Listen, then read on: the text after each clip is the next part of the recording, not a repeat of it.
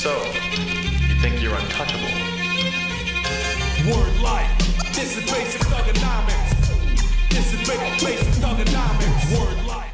Just one night away from Saturday night's main event and the star-studded card headlined by a WWE title match between three all-time greats. The greatest of all time, John Cena, takes to the center for his mission statement. Will the champ's final run as champion come up short tomorrow night? Or will he find a way to give his last tour another leg to stand on?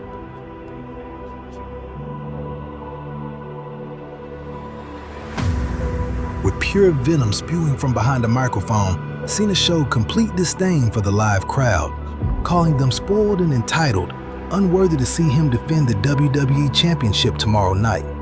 Nonetheless, he stated he would turn CM Punk and Roman Reigns into an example as to why he is indeed the greatest of all time.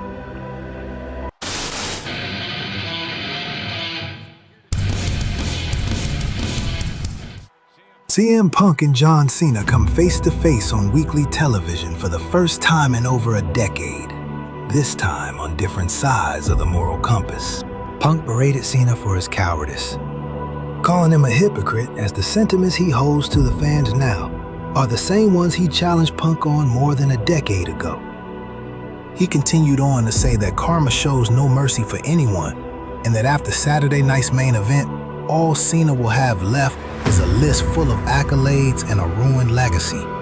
Punk's words gave Cena visible pause, and just when it seemed like we'd see some vulnerability from the champ, he snapped, escalating the verbal battle into a physical assault on his future challenger.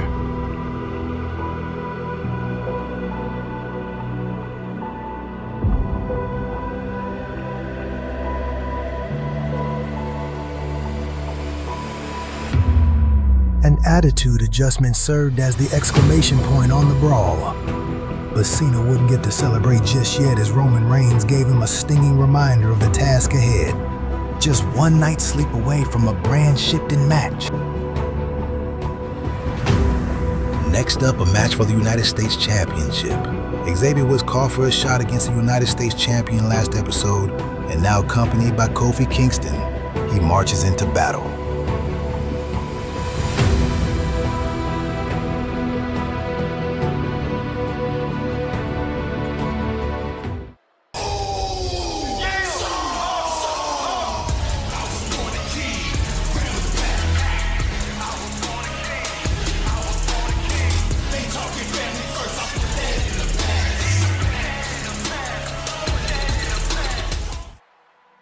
Even if it may not be a world title like his twin once held, Jimmy has taken it upon himself to elevate the United States division on Smackdown.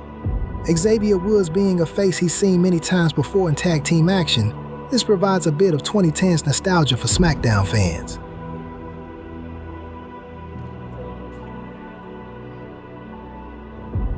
Jimmy and Jay went toe-to-toe with the New Day for years, playing hot potato with the Smackdown Tag Team Championship. They've gone down very different roads since then. Woods began to pick up momentum, steamrolling the champion. It looked as if he was moments away from capturing his first ever singles title. But at a moment's notice, the momentum swung back in Jimmy's favor, the offensive onslaught becoming overwhelming for the challenger.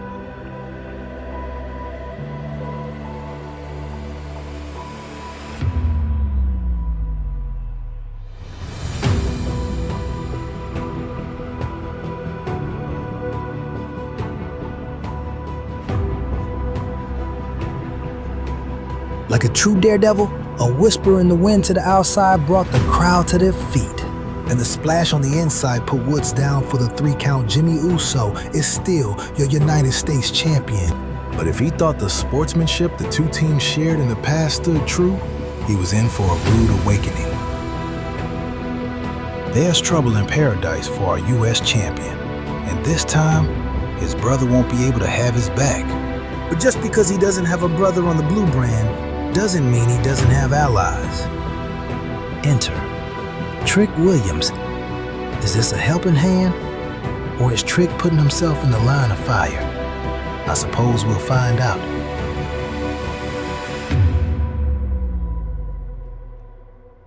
Up next, the American Nightmare Cody Rhodes was set to respond to the attack that cost him a main event spot at Saturday night's main event, one that came at the hands of Ethan Page.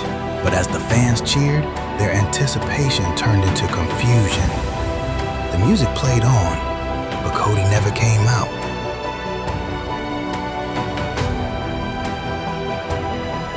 And that's because he physically wasn't able to come out. He didn't even make it out of the parking lot. Beaten and busted open, the man responsible decided to have some time on the mic for himself.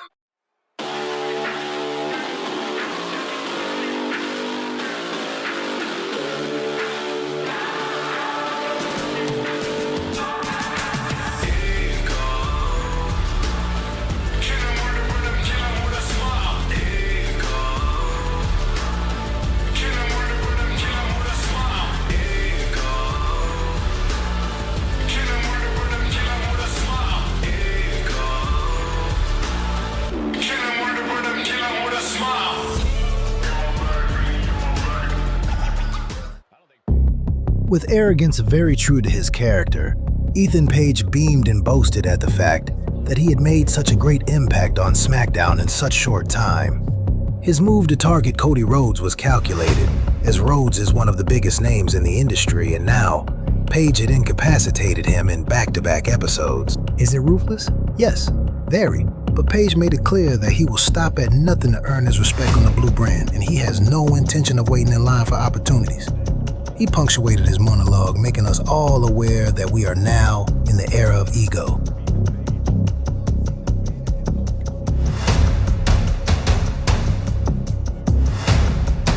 Just one night away from that title defense against A-Town Down Under, the Motor City Machine Guns are in action to get the gears turning early. The WWE Tag Team Champions are soon to face a team that has already defeated them before. A tune-up match is very much needed to regain some confidence.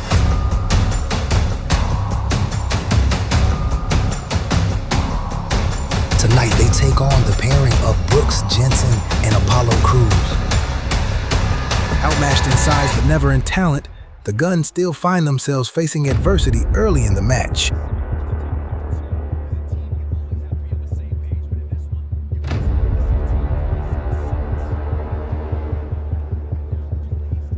But it wouldn't be long before we started to see the synergy between Shelley and Sabin that we've become accustomed to. The tag champs find their footing and begin to roll.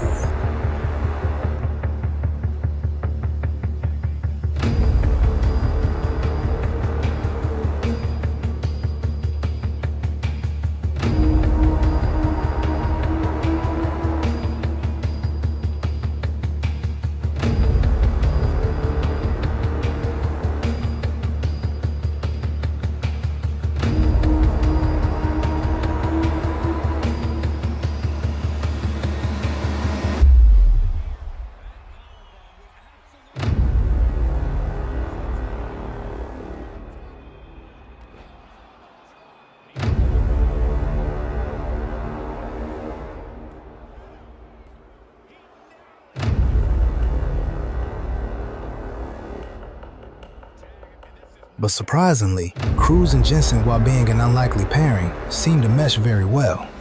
Could we have found a new duo in this division?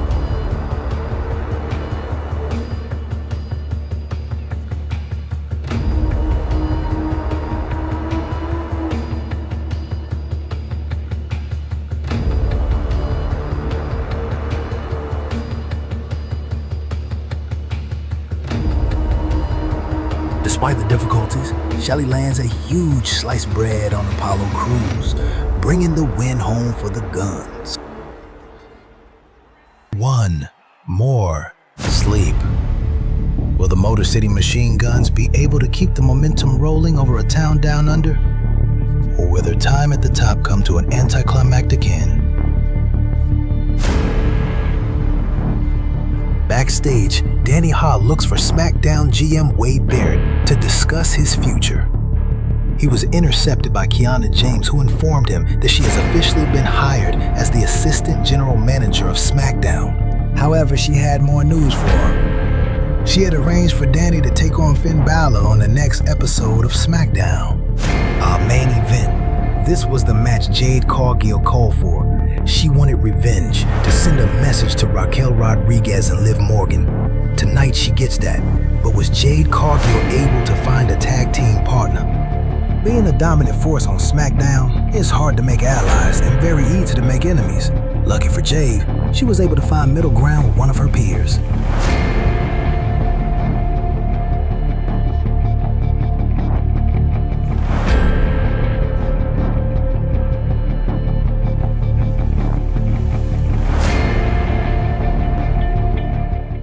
It's Tiffy time!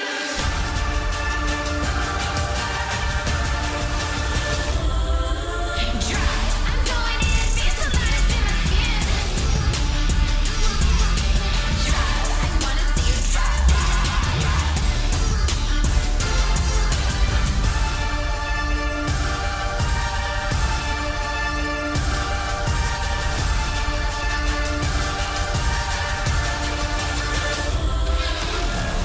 I wanna see you try.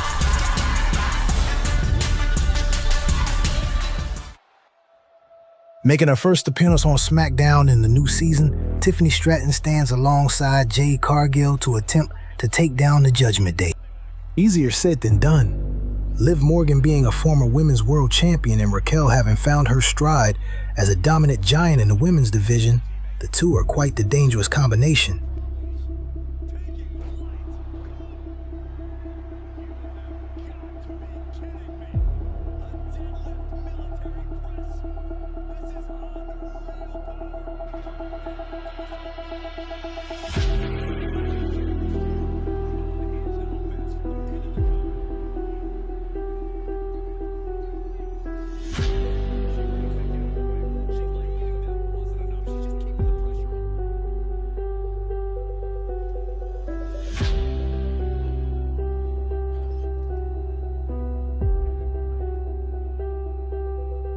The match rolled on, and the extremely athletic tandem of Cargill and Stratton started to come together. But just as the momentum was shifting, it all got derailed. The women's champion Becky Lynch attacking her past rival Tiffany Stratton, bringing the contest to a disqualification. A manhandle slam on the barricade took the fight out of Stratton, and the assistant GM, Kiana James, took the opportunity to make her presence known. She decided to add one more match to Saturday night's main event. Becky Lynch, Liv Morgan, and Raquel Rodriguez will compete against Jade Cargill, Tiffany Stratton, and any superstar they could contact in the next 24 hours. With a roster full of talented superstars, who will be willing to join the 6-woman tag match by tomorrow night? I guess you'll have to tune in and find out. See you soon.